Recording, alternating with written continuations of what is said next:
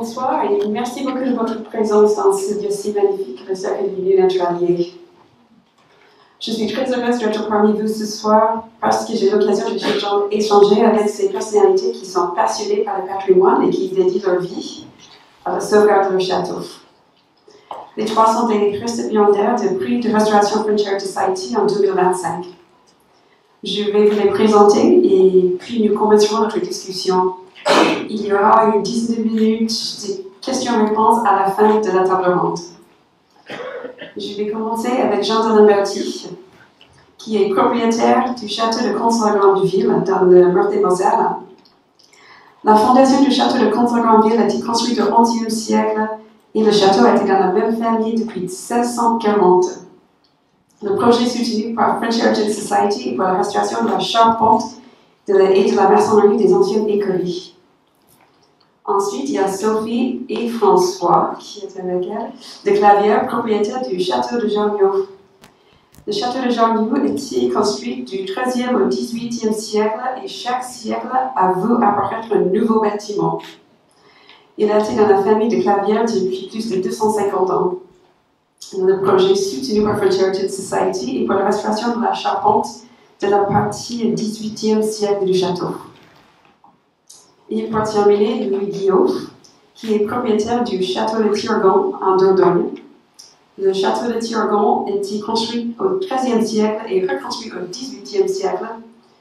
Au XXe siècle, le château a été habité par la famille Saint-Exupéry. Lui est devenu propriétaire en 2022.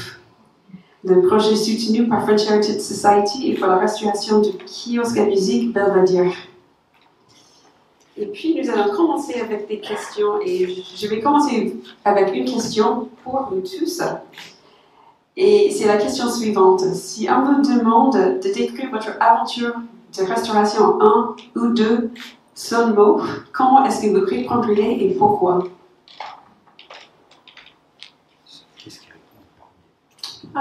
Pourquoi pas vous? Merci d'abord pour votre invitation et pour ce prix. Pardon, je sors de votre question, mais compte tenu de mes fonctions passées, je me suis interdit de candidater pour tous les prix pendant 20 ans, et donc c'est une résurrection, une renaissance sur ce plan-là. Alors le mot qui me vient à l'esprit, c'est ténacité. Je pense que c'est un mot que beaucoup de personnes feront leur dans cette salle. Voilà. Ténacité. Merci. Et Sophie? Alors je crois que pour nous, ça serait le mot aventure. Tout simplement parce que quand vous êtes propriétaire d'un monument, vous ne savez pas ce que la journée va vous apporter comme surprise, bonne ou mauvaise, mais il y a forcément une surprise. Oui. Je vais être dans quelque chose d'assez poétique, ça serait plutôt pour moi de l'amour, d'une certaine façon se dépasser pour quelque chose qui nous dépasse. Voilà. Et d'abord pour Château Tirgon, parce que ça fait 3 ans que vous êtes propriétaire du château en fait. Et exactement, oui, ça fait 3 ans, et puis voilà, c'est des hauts et des bas, et puis il faut essayer de garder le cap vers un horizon plus radieux pour cette maison qui n'a jamais été abandonnée, mais qui était endormie. Et donc j'essaye avec la plus grande humilité de la réveiller en douceur. Voilà. Et d'après la démarche historique, parmi les 3000 adhérents, 1500 sont ouverts au public. Et vous avez tous évoqué lors de nos discussions l'importance pour vous d'ouvrir vos châteaux au public. Et je voudrais vous poser pourquoi est-ce que c'était important pour vous, pourquoi est-ce que ces visites du public sont importantes pour vous? Je réponds. Alors moi je vais répondre par une anecdote.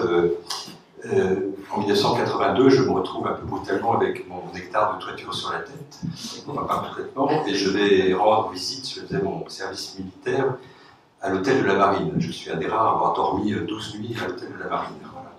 Voilà. Et j'écris une belle lettre à Henri-François de Breteuil, que vous connaissez évidemment forcément, et qui me répond sur le lendemain de la réception de la lettre par un mot sur mon répondeur. Vous savez, c'était des répondeurs avec 2 cassettes, c'est un truc qui n'existe plus évidemment aujourd'hui. Et il me dit, venez me voir. Et donc j'ai passé, je suis arrivé à Breteuil avec ma 4L jaune, Et j'ai été le voir, j'ai passé 3 heures dans son bureau, et son leitmotiv c'était « ouvrez-vous ». Depuis on se tutoie, mais à l'époque c'était « ouvrez-vous, ouvrez-vous, ouvrez-vous ». Et au-delà du « ouvrez-vous au public », ça voulait dire « ouvrez-vous au monde ». Et je pense que c'est quelque chose que l'on vit tous quand on a en charge un monument historique. C'est pas forcément l'ouverture au public au sens classique du terme. Moi qui suis aux portes de Longwy, vous êtes assez peu nombreux dans cette salle à venir faire du tourisme à Longwy, enfin je pense, sauf les passionnés des émaux. Et donc au-delà de ça, c'est l'ouverture au sens large. Deuxième anecdote que je vais vous raconter, en 2008, vous savez peut-être qu'il y a eu une campagne un peu contre le régime fiscal des monuments historiques en France. Et le rapporteur général du budget à l'Assemblée nationale, homme important, avait fait voter en première lecture à l'Assemblée un plafonnement de la dépense fiscale, des déductions fiscales pour les monuments non ouverts au public. C'est-à-dire qu'il y avait une sorte de clivage qui se créait entre ceux qui étaient ouverts au public, les gentils, et ceux qui n'étaient pas ouverts au public, les méchants. Et je me souviens d'une conversation que j'avais eue au téléphone avec lui, et je lui disais, écoutez, monsieur le rapporteur général, quand vous allez visiter Villandry, vous avez vu beaucoup de visiteurs, vous êtes contents, vous avez des jardins exceptionnels. Le soir, vous vous reposez quelque part dans un petit manoir qui n'est pas ouvert au public, mais qui offre des chambres d'hôtes. Est-ce que pour autant, ce manoir est moins utile et moins ouvert que le château de Villandry?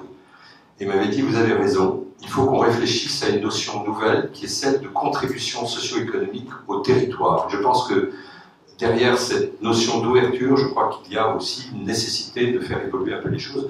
Alors je ne dis pas qu'il ne faut pas s'ouvrir au public au sens classique, mais je suis sûr que Louis, qui est le plus jeune de la dynastie Guyot, qui nous apprend à l'ouverture au public à tous depuis je ne vais pas dire des siècles, mais des décennies en tout cas, c'est ce que veut dire innovation. Voilà. Donc moi je vous dis simplement, l'ouverture, il faut la prendre sous un sens un peu plus large que simplement ouvert au public. Alors pour nous, l'ouverture au public, c'est juste une nécessité morale. En fait, nos visiteurs, on les attend et on les adore. Tout simplement parce que quand on est propriétaire, on fait des travaux, on fait des surprises, quelquefois qui ne sont pas forcément très agréables. Et en règle générale, quand il y a une mauvaise surprise, je dis à mon mari, mon chéri, va t'occuper de tes visiteurs. Va. Et là, je peux vous promettre que c'est un pari gagnant à 100%. Il revient 1 heure après, le moral est retrouvé. Donc nos visiteurs, moralement, c'est juste indispensable. C'est le premier soutien moral que nous puissions avoir. Donc il faut en profiter. Et une anecdote, à ce moment-là, pareil, c'est par exemple cette année, on avait fait une partie des toits plats du château, le bâtiment 18e. Et en fait, à la fin de la visite, nous vendons aussi du vin de la propriété. Et alors les visiteurs, ils comprennent, et en rigolant, ils nous disent, bon allez monsieur, pour vos toits, je vais vous acheter 2 bouteilles, ça vous paiera une tuile. Vous voyez, donc c'est dit avec humour, bien sûr, mais c'est que dans le fond, on les a touchés. Et ça nous touche. Donc ils sont vraiment indispensables, moralement. Je pense que je vous rejoins complètement sur ces différents points. Et aussi, il ne faut pas oublier que ce sont des maisons qui ont été faites pour recevoir. Et finalement, excuse-moi, qui ont été faites pour recevoir. Et donc,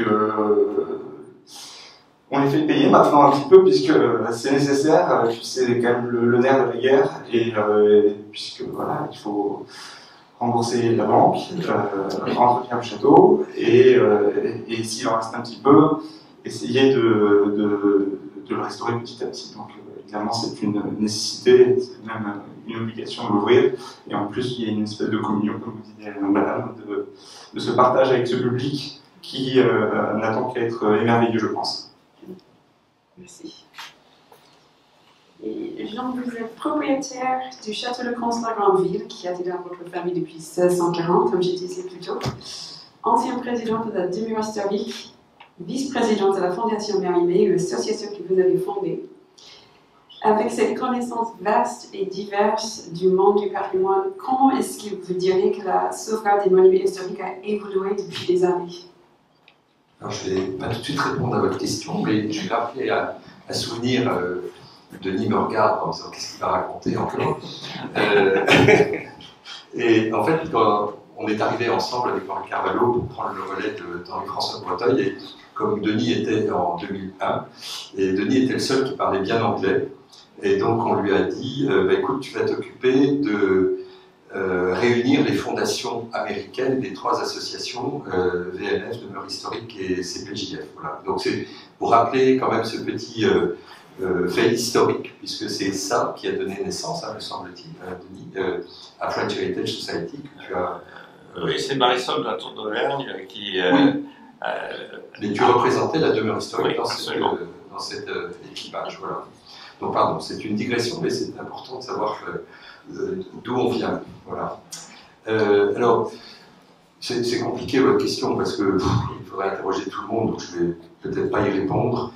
Je vais simplement faire part, parce que je suis un peu le plus vieux. Enfin, ce qui est amusant, c'est qu'on a tous eu l'âge de Louis. Et on est nombreux à avoir été aux commandes d'un monument historique qui nous dépassait complètement à l'âge de Louis. Et ça, c'est très frappant. Moi, j'ai vu vraiment beaucoup de cas, soit de monuments qui vous tombent sur la tête, ce qui a été mon histoire, ce qui est l'histoire d'Olivier de Lorgerie, mon successeur, président de la demeure historique, ce qui est le cas de pas mal de Guyot qui se sont récupérés des monuments historiques, pas toujours en bon état et en général très jeunes. Enfin, lui peut-être plus jeune que les autres, mais voilà, je crois que ça c'est un dénominateur commun, et on est tous confrontés dans l'histoire à 2 éléments. C'est effectivement ce que Sophie racontait, c'est qu'on a besoin de se ressourcer en permanence, soit par les rencontres avec des gens, des artisans, du public, etc. On a ce besoin permanent de reprendre son souffle, parce qu'il y a des moments où on baisse un peu la tête, pas longtemps, mais c'est vrai. Donc c'est une école d'humilité incroyable. Raconter une anecdote aussi. Il y a un brillant architecte en chef qui est dans cette salle qui connaît l'histoire. Je lançais des travaux importants et je pensais que je savais être maître d'ouvrage. Et puis je me suis planté parce que j'ai été mal accompagné, on va dire, par un excellent architecte en chef. Et donc j'ai dû faire appel à une AMO, assistant à la maîtrise d'ouvrage, en cours de route. Voilà. Et ça, c'est quelque chose, pour moi, c'est vraiment le révélateur de l'apprentissage permanent, de l'humilité. On croit qu'on sait faire, et en permanence, on apprend que l'on ne sait pas faire et qu'il faut se remettre en question en permanence. Voilà. Donc je pense que cette remise en question, c'est un dénominateur commun que nous partageons à tout âge du cycle de la vie, qu'on soit à 22 ans ou à 60 et quelques, ce qui est mon cas maintenant. Et après 40 ans de bons et loyaux services, on apprend que cette notion d'humilité et de remise en question permanente, elle est constante. Alors je pense que vous avez tout à fait raison sur l'humilité. Ces maisons, elles ont été là bien longtemps avant nous. Donc face à elles, il faut rester humble. Et s'il y en a un des 2 qui doit gagner, ça sera forcément elle de toute manière. Donc il faut rester humble. Après, nous, cette maison, ça fait 250 ans qu'elle est dans la famille. Nous, on l'a reprise au décès de mes beaux-parents, donc il y a à peu près 7 ans. Ça fait déjà 7 ans. Le temps passe énormément vite. Je ne m'en étais même pas rendu compte jusqu'à ce que vous nous posiez la question. On estime qu'on est juste un maillon de la chaîne. Donc auparavant, il y avait mes beaux-parents. Auparavant, il y avait les grands-parents de mon mari. Après, on ne sait pas encore très bien, mais on espère bien qu'il y aura une suite. Donc on est juste un maillon de la chaîne. Et il faut rester humble, tout simplement. On n'en tire aucune fierté, aucune gloire. Juste, on essaye de trouver du plaisir et de partager ce plaisir avec tous nos visiteurs, avec tous ceux qui viennent nous voir. Alors, je suis désolé, j'ai perdu un peu le fil de la question que vous avez posée au départ. Je ne voudrais pas répondre à côté. En fait, je vais peut-être changer un peu la question pour vous, en fait, parce que vous venez d'une famille de châtelains. Vos parents, vos 2 frères, et maintenant vous êtes propriétaire des châteaux que vous sauvegardez. Et pourquoi est-ce que c'était important pour vous de continuer cette tradition? Et pour suivre cette question, comment est-ce que vous bénéficiez des erreurs ou des choses positives de vos autres membres de famille? Je ne sais pas si c'était une tradition, et je ne pense pas que j'ai choisi de reprendre le tire-blanc par souci de tradition. Mais je pense qu'il y a un atavisme qui est là. Mais encore une fois, c'est un coup de cœur de se dire qu'on est capable de le faire. Et évidemment, la famille est très importante puisqu'on partage la même passion.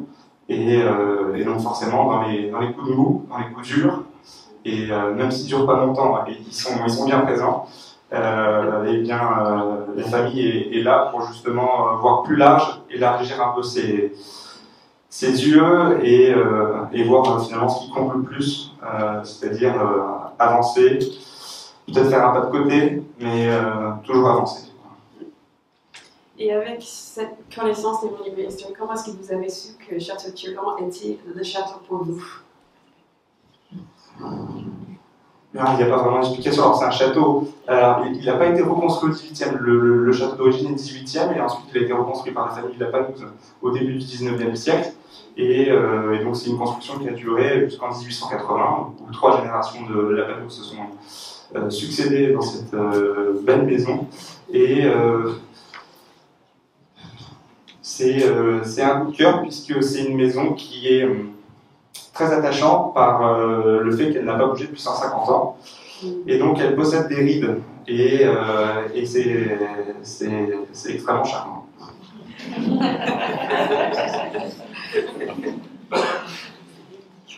Puis, Jean, je vais vous poser une question. Vous m'avez raconté les moments clés de l'histoire du château de Constantine que je voudrais vous demander de partager ce soir. Parce qu'il y a une raison, je vais expliquer un peu ce qui m'a... C'est un petit clin d'œil du... Oui. C'est que, en fait, j'ai voulu présenter ce dossier concernant des écuries qui ne sont vraiment pas l'élément le plus intéressant de ce château familial, qui se complète d'un prieuré bénédictin, je dis ça pour Denis, et puis d'un haut fourneau, parce que j'ai la chance d'avoir tout ce machin à gérer. Au fourneau classé qui avait fait la une du Canard enchaîné. Mais c'est pas de ça dont je vais vous parler, c'est qu'effectivement ces écuries, le 1er septembre 1944, 2 SS, je dis bien 2 SS, pas 2 Allemands, parce que je suis très germanophile, sont venus. L'organisation Todt qui avait construit le mur de l'Atlantique s'était repliée de l'avenue de l'Opéra dans ce château et avait donc établi des baraques et occupé la moitié du château plus ses dépendances. Le 1er septembre, de SS vient de dire à mon père, on a hors de faire sauter cette maison, ce château. Et donc il dit laissez-nous sortir, et non, nous n'avons pas le temps. Après, ils ont foutu le feu aux dites écuries qui ont sauté une première fois. Et puis il y a eu un miracle que je raconterai seulement le 24 mai à Cons sur place pour ceux et celles qui viennent. Il faut garder un peu de mystère. Il y a eu un miracle, parce qu'il y a une deuxième explosion. Donc 1er septembre 1944, le château souffre énormément. On a seulement restauré en 2004. Donc je saute une étape. En 1984, on devient propriétaire de ce monument. En 2004, l'entreprise Le Bras Frères, qui est voisine, et vous connaissez sans doute le nom de cette entreprise, puisque c'est eux qui étaient malheureusement sur le site de Notre-Dame au moment de l'incendie, mais qui ont refait la flèche. Donc nous verrons à Cons le 24 juillet Sylvain et Julien Lebras qui nous raconteront cette aventure. Et puis, il manque un 4, puisque j'avais 44, 84, 2004, et 2024, oui, c'est l'année dépôt du dossier. Voilà, donc je trouvais ça assez symbolique de dire que tous les 40 ans, il se passait quelque chose dès maintenant. Voilà. Donc c'était le petit clin d'œil que vous voulez que je raconte. Merci. Et en parlant d'histoire, pour le château de Jean-Louis, le château est un des derniers exemples d'un qui est construit en pierre dorée, de pierre dorée qu'on voit là à l'écran. Quelle est l'importance de ces pierres? En fait, ces pierres, elles resplendissent le soleil. C'est-à-dire que quand vous venez dans le Beaujolais, c'est la partie sud du Beaujolais, ce qu'on appelle le Beaujolais des pierres dorées. Quand vous venez dans le Beaujolais par un temps de soleil, vous n'avez pas le moral. 2 secondes après, je vous promets que ça a un effet sur votre cœur et vous retrouvez le moral tout de suite. C'est radical. Mais la particularité de Jarnu, surtout, c'est qu'on parle de région des pierres dorées, parce que tous les villages alentours sont effectivement avec cette pierre dorée. Mais la particularité de Jarnu, c'est qu'en fait, ça a été construit avec la pierre du village. Et donc, il s'avère que dans les papiers plus anciens, on ne parlait pas de pierre dorée, on parlait de la pierre de Jarnu. Et en fait, cette pierre de Jarnu a essaimé dans les villages alentours, et c'est devenu la pierre dorée. Pour parler d'une région, si vous voulez. Mais on est vraiment là, il y avait 2 carrières. On est vraiment là-dessus. On ne peut pas faire plus local. Est-ce que cela rend la restauration plus difficile? Non, je ne dirais pas ça. Je dirais juste qu'il faut être attentif à ce qu'elle ne mouille pas. Tout simplement parce que si elle prend l'eau, c'est quand même une pierre qui est assez fragile, qui est quand même solide, mais qui devient fragile si elle prend l'eau. Et donc, mais comme beaucoup de pierres, les pierres, si elles prennent l'eau, par temps de gel, elles s'éclatent. Et là, effectivement, on a beaucoup de soucis, parce qu'en fait, sur tous nos murs de terrasse, que nous sommes sur des coteaux, donc nous sommes sur des jardins en terrasse, avec des énormes murs, des murs de hauteur assez impressionnantes. Et le problème, c'est qu'effectivement, certains murs sont un peu penchés, donc ils prennent un peu l'eau, par temps de gel, notamment dans les parties un peu plus au nord, eh bien les pierres éclatent et finissent par tomber. Donc là, c'est la prochaine étape, hein, c'est qu'on est en train de lancer toute une étude, justement pour voir un peu où c'est le plus urgent, parce qu'on n'est pas encore du métier, on a ce problème-là. Et puis on a une grande tour, qu'on appelle, nous, la grande tour, mais nos visiteurs appellent le donjon parce que ça leur parle plus. Et en fait, en plaisantant, je raconte aux visiteurs que finalement, notre grande tour, notre donjon, il a décidé de se rendre célèbre. Et il a décidé tout simplement de faire concurrence un petit peu à la tour de Pise. Voilà. Alors je dis ça avec un certain humour, mais dans le fond, moi-même, je suis un petit peu inquiète, quand même, parce que notre grande tour, elle n'est plus droite, elle penche. Ah, doucement, mais sûrement. Alors, étude. Et on verra après ce qu'il faudra faire. Pour le moment, on ne sait pas. Et Louis, vous avez ouvert la château de Tirgan au public pour la première fois de son histoire, en fait, en juillet 2022. C'était la même année que vous êtes devenu propriétaire. Oui, exactement. Je l'ai racheté le 10 mars 2022 ici à Paris. Et donc, il y a un parisien. Et donc, l'ouverture officielle était le 4 juillet 2022. Donc, ça a été pas une course de fond, mais là, c'était un vrai sprint pour le coup, pour l'ouverture. Et je remercierai jamais assez d'ailleurs mes parents, ma sœur, qui a un château à quelques kilomètres justement de Tirgan, pour leur soutien qui m'ont apporté à cette période-là qui a été très intense, qui m'ont permis vraiment de poursuivre l'aventure et d'en apprendre beaucoup. Donc oui, c'est une course très rapide. Et quelle question est-ce que les gens, parce que j'imagine qu'il y a des gens de la région qui sont venus visiter pour la première fois, est-ce qu'ils avaient des questions ou quel commentaire est-ce qu'ils faisaient? Alors ça a été bien reçu, et puis après c'est quand vous ouvrez un château public pour la première fois, c'est un saut dans l'inconnu, donc vous ne savez pas comment ça allait être reçu. On a aussi décidé de faire une visite un peu particulière, puisque Tirgan est un très beau château certes, mais n'a pas une histoire majeure, donc on doit pallier à ce manque en essayant de trouver des choses un peu innovantes, et donc on a créé une visite immersive sur la thématique d'Arsène Lupin pour essayer de rendre la visite ludique, familiale et qui parle un peu à toutes les générations, puisque Arsène Lupin est un beau personnage de roman et qui correspond à l'époque intérieure du château. Et donc, voilà, après l'aventure se lance et évolue au fur et à mesure. Merci. Et avant de poser ma dernière question, je me demande si vous avez des questions pour les autres propriétaires ici avec nous.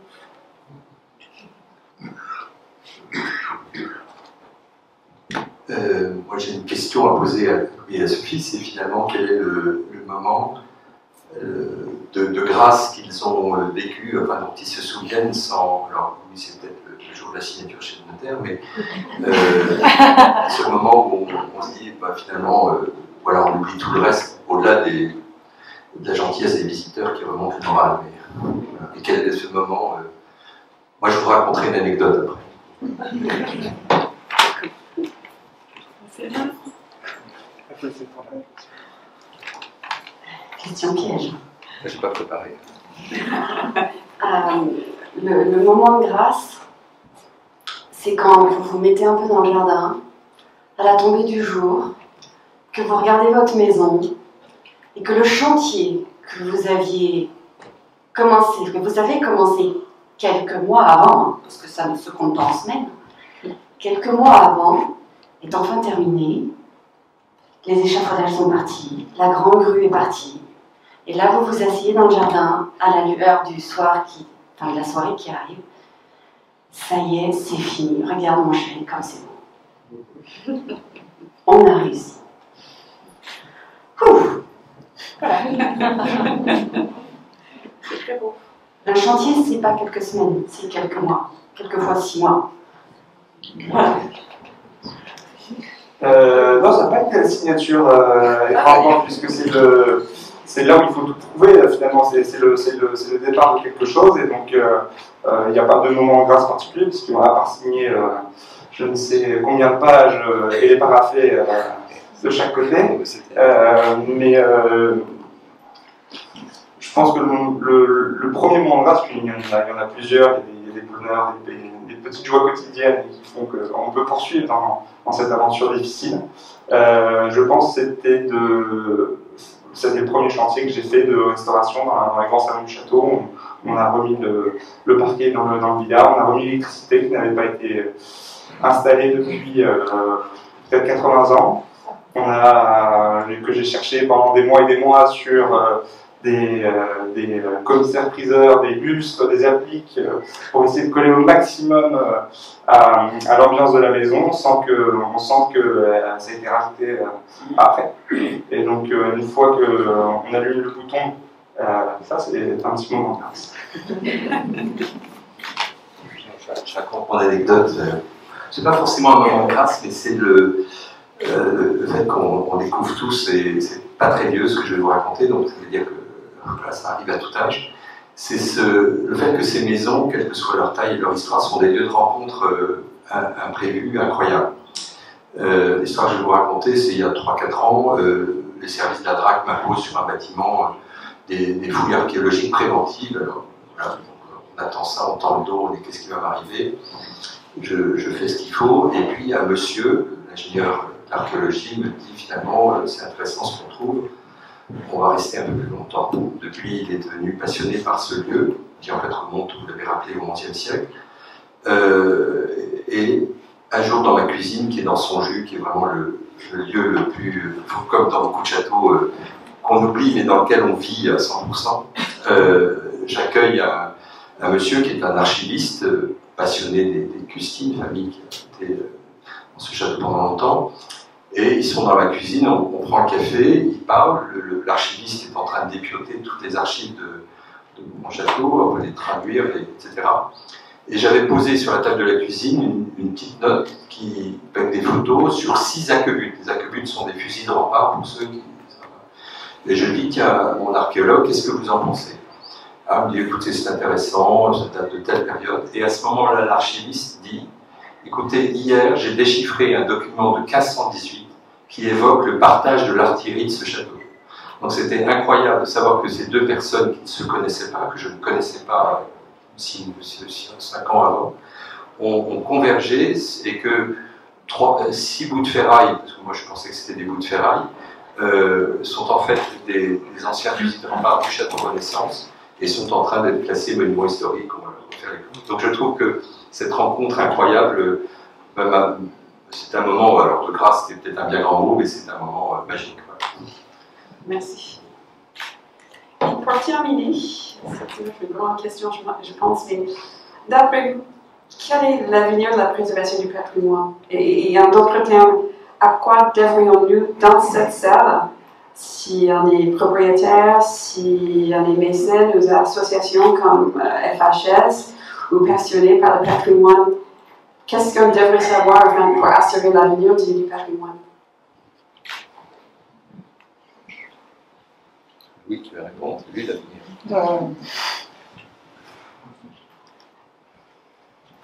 C'est difficile parce que moi je vois les choses vraiment au jour le jour.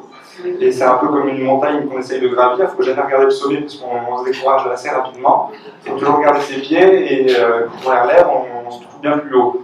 Et je pense qu'il faut rester concentré sur sa petite besogne quotidienne, même s'il faut avoir toujours une vision vers l'horizon qui est très importante, hein, puisque sinon on peut se mettre les pieds dans le tapis.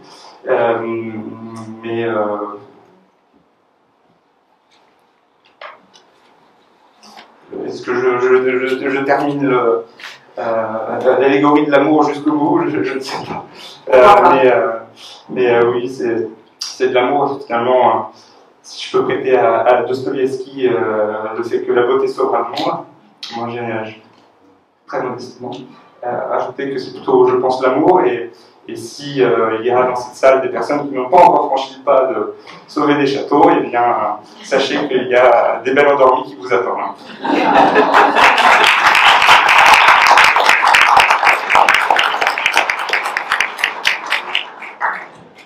Alors moi, je vais continuer sur la même lancée que lui. Je vais dire à ceux qui ont envie de reprendre, jeune ou moins jeune, c'est pas une histoire d'âge. Allez-y, allez-y, n'hésitez pas. C'est une vraie aventure, c'est d'une richesse extraordinaire en découverte que vous allez faire, en richesse humaine par les gens que vous allez rencontrer. On en apprend tous les jours. Par contre, il ne faut pas avoir peur de se retrousser les manches, ça c'est sûr. Mais allez-y, allez-y. Vous savez qu'en France, effectivement, il y a des belles endormies partout. La France est un pays. Je ne vous apprends rien, la France est un pays magnifique. Donc vous trouverez certainement du bonheur. Allez-y.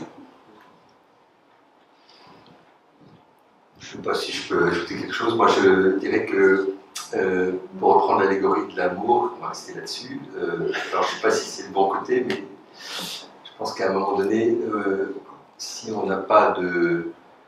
Enfin, c'est plus que de l'amour, c'est de la passion, parce qu'avec son côté irrationnel et parfois un peu fou. Alors, je ne sais plus quel est le philosophe qui disait « rien de grand ne se fait sans passion », c'est peut-être Hegel ou un gars comme ça. Mais c'est pas Dostoïevski, en tout cas. Mais, voilà, je crois que... Et alors, la passion, c'est parfois un peu dangereux, c'est-à-dire qu'on oublie de regarder peut-être ses pieds ou de regarder en l'air. Mais bon, c'est pas très grave, c'est pas très grave. Et je crois qu'on l'a tous dit, et on le vit tous celles et ceux qui ont des monuments, c'est vraiment des lieux de rencontres incroyables, inattendues, merveilleuses. Je sais pas, on a tous des anecdotes, par exemple j'en ai une. Moi j'ai ramé en organisant pendant 14 ans un festival de musique baroque dans mon village de 500 habitants, et je mettais beaucoup de sous de mon salaire de l'époque dans ce festival malgré les mécènes. Et chaque fois que je faisais les comptes après le dernier week-end de concert, je me disais j'arrête. Et puis je relisais, et le lendemain je refaisais la programmation musicale de l'année d'après. Mais il y a une lettre qui est restée gravée dans ma mémoire, c'est des parents qui nous envoyaient, on faisait un mailing chaque année, etc. Et les parents qui ont répondu, écoutez, on est venu en septembre dernier à notre concert, où on avait un enfant en bas âge parce qu'il n'y avait pas de nounou disponible, et on est venu, on nous a dit restez au fond, parce que s'il pleure, ça serait gênant, et donc il est resté au fond, il n'a pas pleuré, et au Noël d'après, il nous a demandé un piano. Alors ça, vos rencontres musicales nous ont coûté très cher, mais donc je crois que ça c'est ce qu'on vit tous différemment dans nos...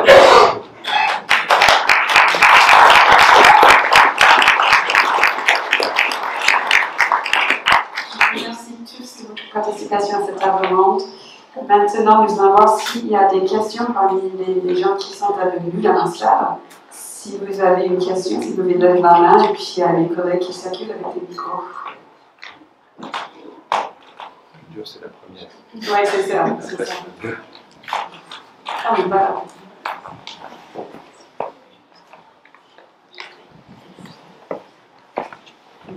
Merci. J'ai une question pour Louis Gouillot. Je voulais savoir comment il a choisi son château et sur quels critères. Parce que oui, en France, on dit qu'il y a 2000 châteaux à peu près disponibles, donc il y a du choix.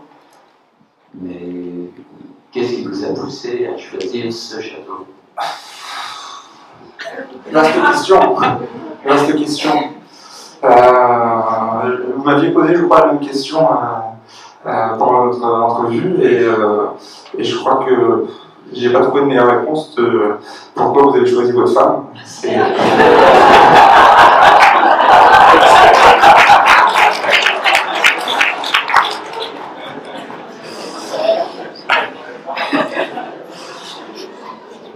maintenant. Il y a une question ici.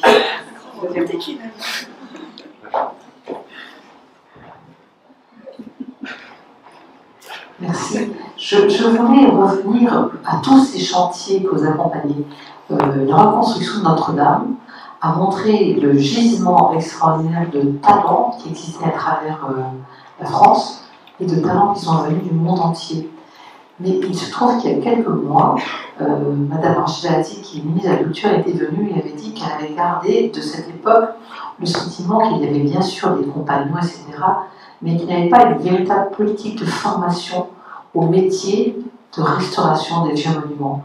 Est-ce qu'à votre avis, ce sujet de la transmission des savoirs pour la restauration est un sujet qui mérite d'être mis en lumière?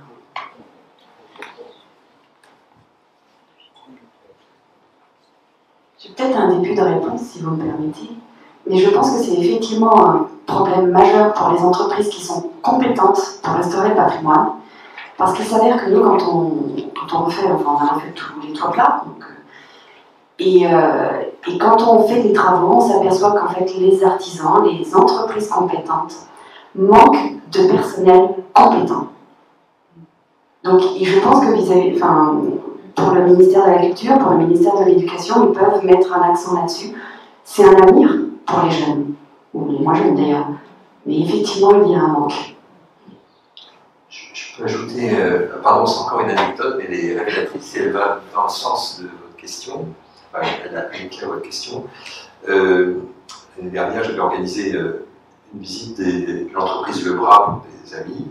Et le jeune patron de l'entreprise, Julien Lebras, nous racontait en montrant à côté de l'entreprise, des entrepôts, un petit bâtiment qui était un ancien relais pour les contrôleurs SNCF. C'est-à-dire qu'on était en bord, c'est une sorte d'auberge ou d'hôtel, de motel pour les contrôleurs qu'ils avaient racheté pour en faire le lieu d'hébergement des jeunes en apprentissage et autres. Donc, je crois qu'il y avait une 50aine de chambres ou quelque chose comme ça. Il nous a dit ce truc incroyable, qu'il avait de plus en plus de demandes de jeunes ayant Bac plus 5 études classiques et qui demandaient à venir faire un CAP de couvreur, de charpentier ou d'ornementiste, etc. Un peu comme s'il y avait un retour en arrière pour donner du sens à une vie, et peut-être que les études académiques à la française n'apportaient pas la réponse aux attentes de ces jeunes. Et donc, moi j'ai trouvé cette réponse très encourageante en disant que finalement, les forces de rappel sont très positives. Voilà. Merci.